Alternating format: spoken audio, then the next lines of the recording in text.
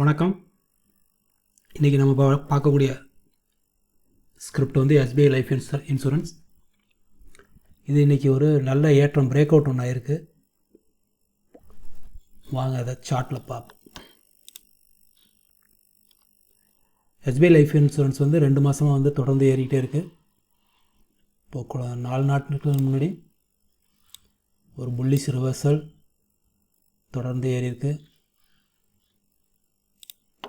அது இல்லாமல் இந்த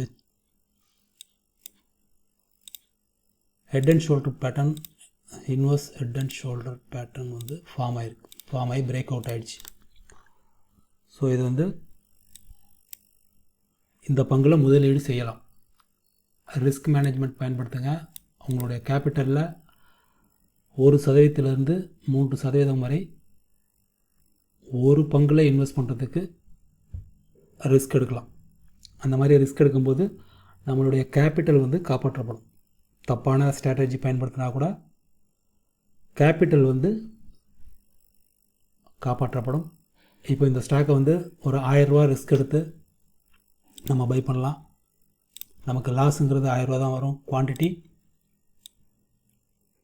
இது பார்த்துக்கலாம். ஒரு 12 குவான்டிட்டி வாங்கலாம். நாளைக்கு வாங்குகிறோம் அப்படின்னா ஒரு 12 குவான்டிட்டி, 10 குவான்டிட்டி, 12 குவான்டிட்டி.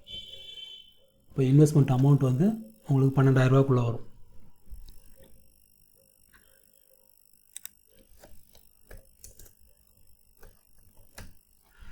$10,800 தான். லாஸுங்கிறது 1000 ரூபாய் மட்டுமே.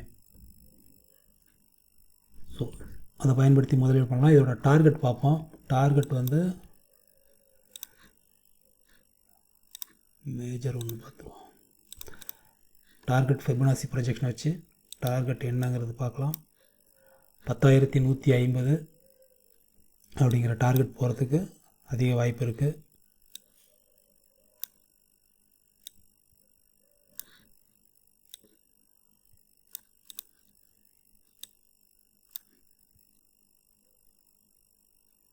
உடனடியாக வேகமாக போகிறது வந்து 10,040 இந்த லெவல் வரைக்கும் இந்த ப்ரைஸ் ஏறும். அடுத்து 2 மாதங்கள் 3 மாதங்களாவது இதை நம்ம ஹோல்ட் பண்ணலாம். நல்ல ரிட்டர்ன் இருக்கும்.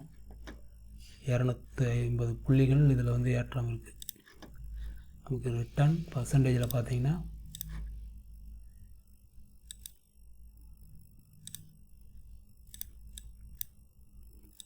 1040 15% வரும்.